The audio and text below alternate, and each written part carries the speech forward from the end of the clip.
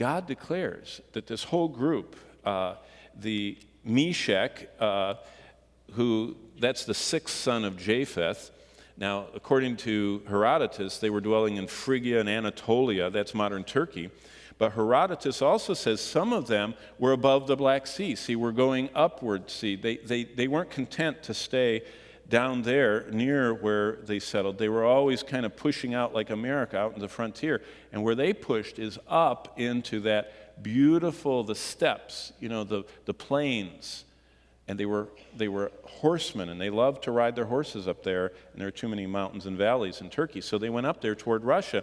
And then Tubal, by the way, we have a Tubalsk and a Tubal River, and by the way, that's all in Russia today, which is interesting. Persia, that's no trouble. Iran was called Persia till 1935. Kush, that's the modern black African peoples between the second and third cataract. That's clearly Sudan and Ethiopia. Put, as I said, is modern Libya. They used to be called the Puttites, but it would include the Algerians, the Tunisians, the Moroccans, the Mauritanians, North Africa. Gomer is challenging. It could be Turkey. It also is a term for Germany and Austria, and I've thought about that because the more you look at the birth rates, modern Western Europe is declining. That zero population growth thing is working. They do have zero population. In fact, they're going the wrong way. And the immigrants are coming. And most of them are Muslims.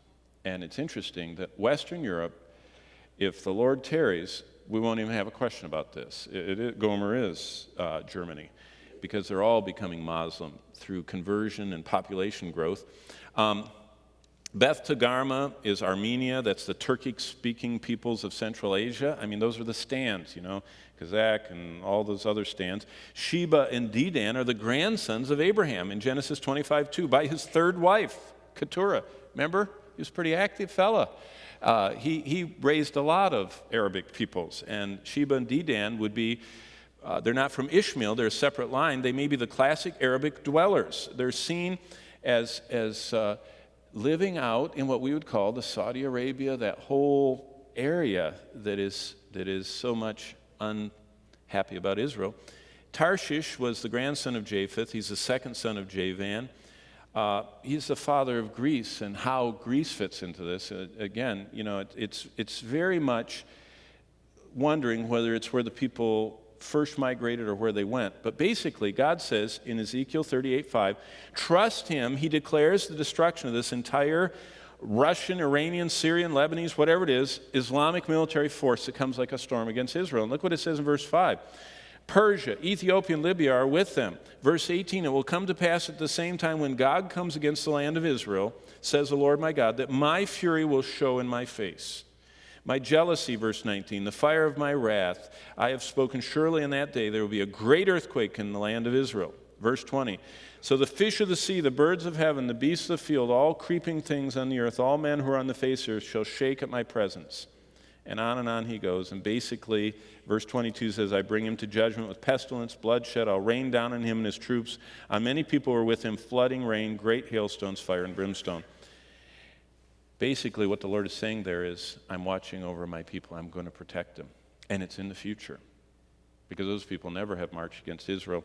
Well, basically, the details of Ezekiel 39 are, if you look at verses 9 and 10, whatever this event is, the weaponry from it is burned for 7 years. Now, it's interesting, and who am I to dispute with him, but my very dear friend who wrote my favorite study Bible, and who I worked for, says this is Revelation 20. This is the millennium. I think, wow, that's interesting. What are they burning weapons for 7 years when they don't even have weapons, when they've beaten their swords into plowshares? But, he has great reasons for it. But whatever it is, for 7 years they're burning it. What's interesting, that's the usable life of atomic weaponry, the half-life and everything. You can only store those things so long. That's why America, we spend so many billions. You always have to take those little nuclear warheads off and redo them. They aren't good they don't have a long shelf life. And it's interesting that atomic material is very usable. What's also interesting is look at verses 11 through 16. I'm not going to take a long time on it because we don't have more than 1 minute and 8 seconds. But basically, I'll say this, that they are doing what we would call cleanup after a disaster that has radioactive and chemical warfare implications because they're taking them downwind. If you read 11 to 16, the area described is downwind east of the Dead Sea. It sounds like a quarantine, like a hazardous cleanup, like a radioactive contamination procedure.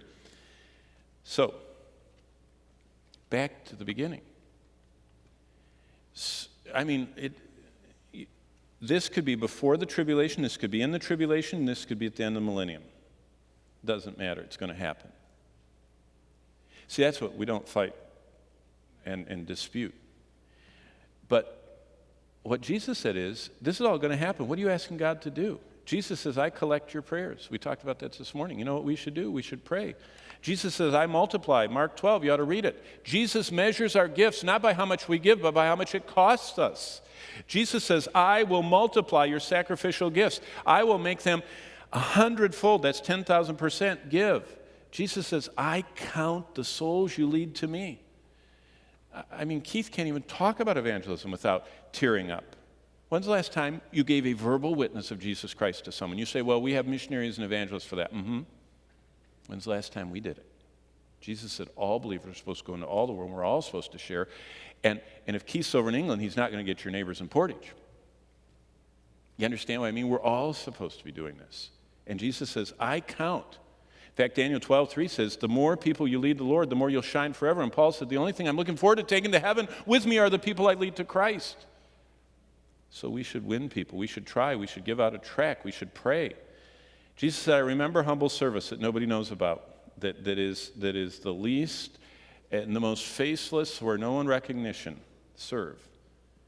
And Jesus said, I love believers that do outreach. Go. So prophecy should encourage us to love, follow, and serve God now. See, that's the effect. The net effect that prophecy had on the early church was they weren't all selling everything sitting on mountaintops and counting down. They were trying to lead every person they could meet and point them to Christ. They understood.